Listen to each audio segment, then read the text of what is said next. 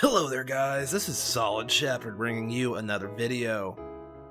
And today we are talking about GeForce Now, and some changes they are making to their tier system, aka the paid subscription model for the service.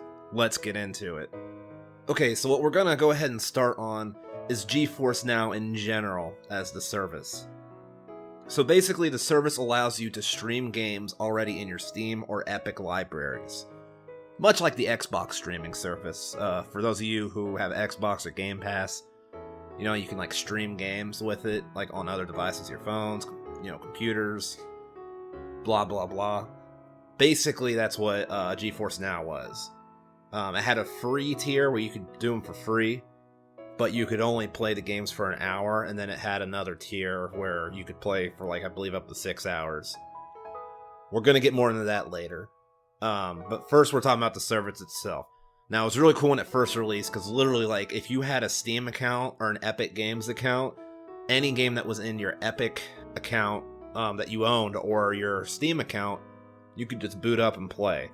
This was when it was in beta. It left beta early last year, and when it left beta, a lot of developers just started pulling their games out. Like, they were okay with it being there for beta, but they were like, we're not okay with this when it goes for full launch.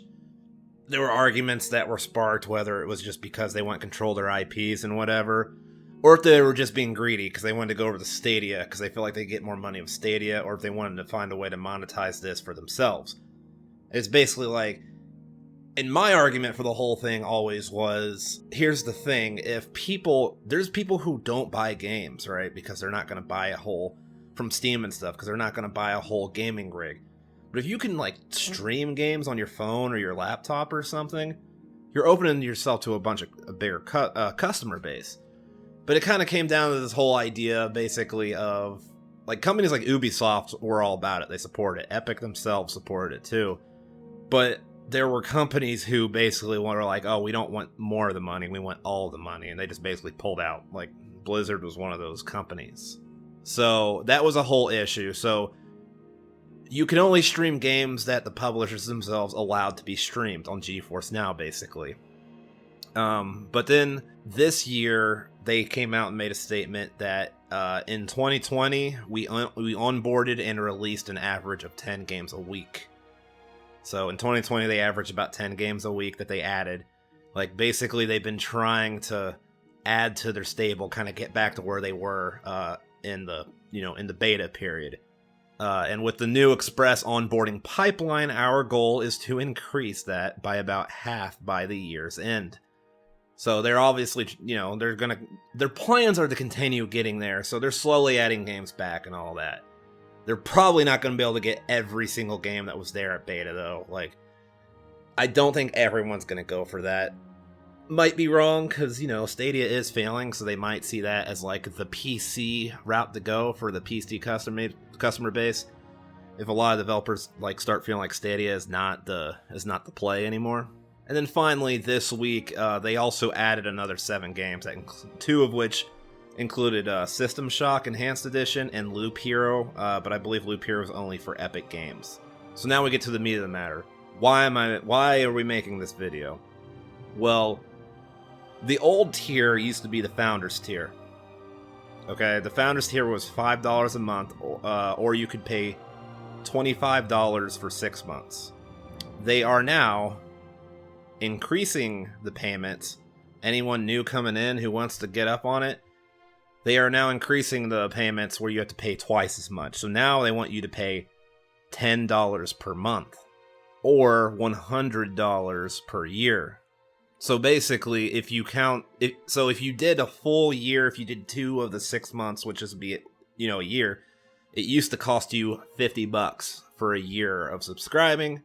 Or if you did the bi-month, we can do math.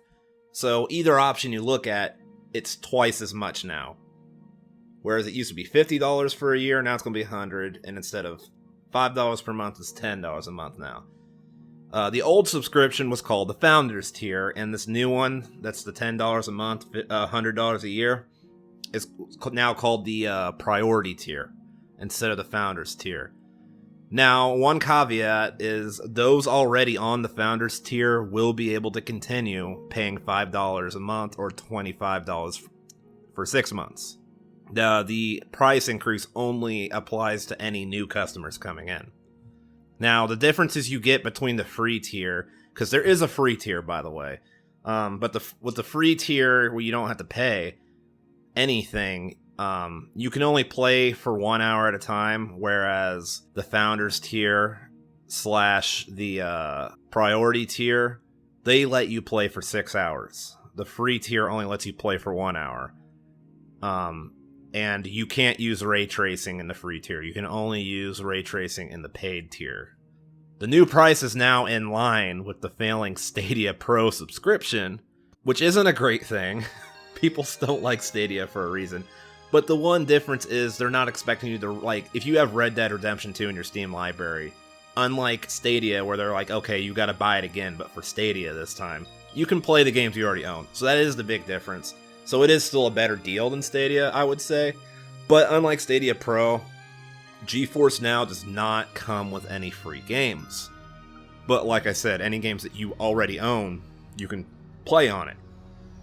So I think it's still a better deal overall.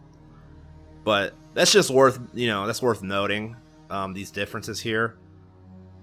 I think it's still a really good deal, but it is really sad to see them just double the price like that. But, with them trying to get as many of the games back as they possibly can for it, because that's the other thing, is the games that are available right now are going to depend on whether you think it's worth it as well. And they're probably increasing the price so they have more money to try and work with to get more of these games on board. So that's probably why they're doing it. So take this information as you will and make your own informed decision as a consumer. I'm just here to give you the information. Let me know what you guys think down in the comment section below about this. Are you fine with it? Do you hate it? Is this going to make you turn away if you're already paying? Are you going to be like, you don't want to support them anymore? Let me know what you guys think in the comment section below. If you're liking my content, please don't forget to like and subscribe if you haven't already. And until next time, guys, this has been Solid Shepard, and I should go.